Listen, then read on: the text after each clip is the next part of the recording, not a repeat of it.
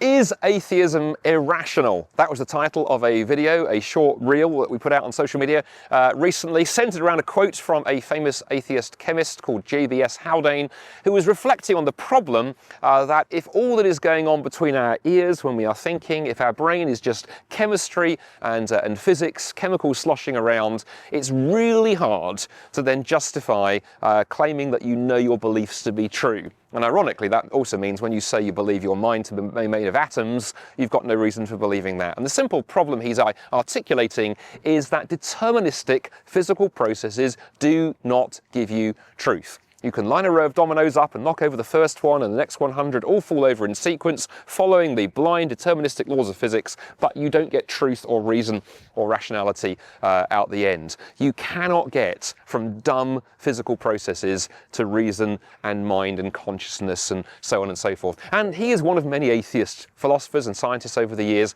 who've recognized there is a real conundrum there. Well, I put that video out and the internet lit up, as they say. Many of my atheist followers on social media leapt on and made comments to the effect that they disapproved or disagreed with what I was saying. So let's take some of those comments and just perhaps engage with them.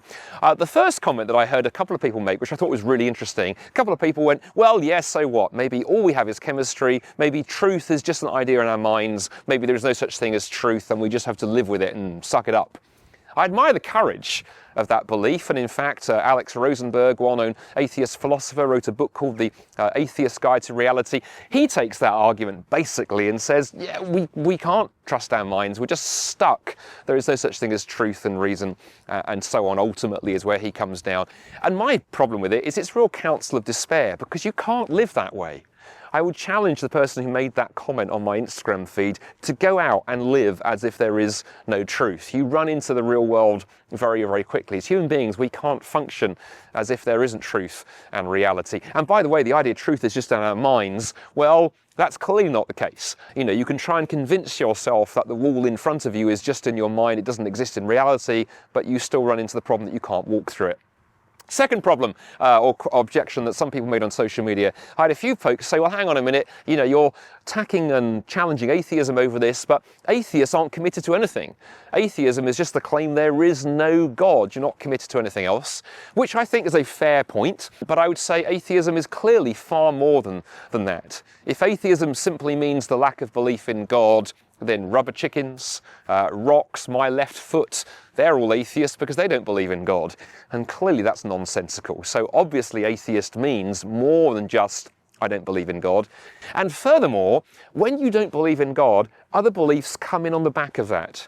And the majority of atheists through history have also been committed to materialism, the idea that only atoms and particles are the things that exist. And that runs you right in to the J.B.S. Haldane problem. Now, sure, you can try and be an atheist and come up with some wacko view about reality that gives you space for non-physical things, but good luck. Much simpler, I would just say, to come home to theism. And then the third thing that I think I had folks say on social media, somebody wrote this comment, I think on my Twitter feed. They said, I don't believe in Jesus, but I can still think.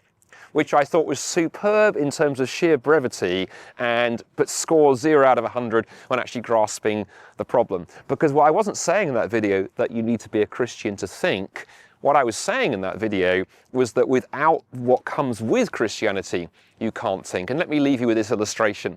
Suppose you were to say to me that you believe in a flat earth. Either you don't believe the world is a globe, you believe it's totally flat, and we have an interesting conversation. And then at the end of the conversation, you say that you're off on a round the world cruise next week. And then I say to you, hang on a moment, how can you go on a round the world cruise? You're a flat earther. And you look at me and you get very upset and you say, how dare you discriminate against flat earthers? Flat earthers are perfectly entitled to go on round the world cruises. And my response to you would be, you're absolutely entitled to go on a round the world cruise. It's just that your belief in a flat earth doesn't support what you're about to do. So enjoy your cruise, but you're cruising the world on the basis of my beliefs about the shape of the world, not your beliefs.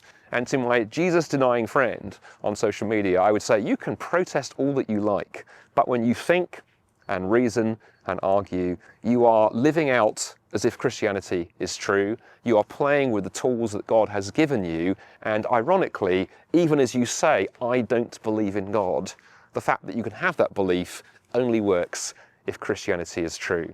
I say that not as a gotcha, but simply to say with compassion, atheism doesn't work in reality. It gets shipwrecked on the rock of reality. It can't explain the deepest things that explain who we are as human beings, that make us function as human beings. Reason, we talked about in this video, other short answers videos, we've looked at things like justice and beauty and meaning and truth. So if you care about reason and you care about thought, if you think of yourself as a rational person, come on home to the Christian faith, where those things fit most clearly.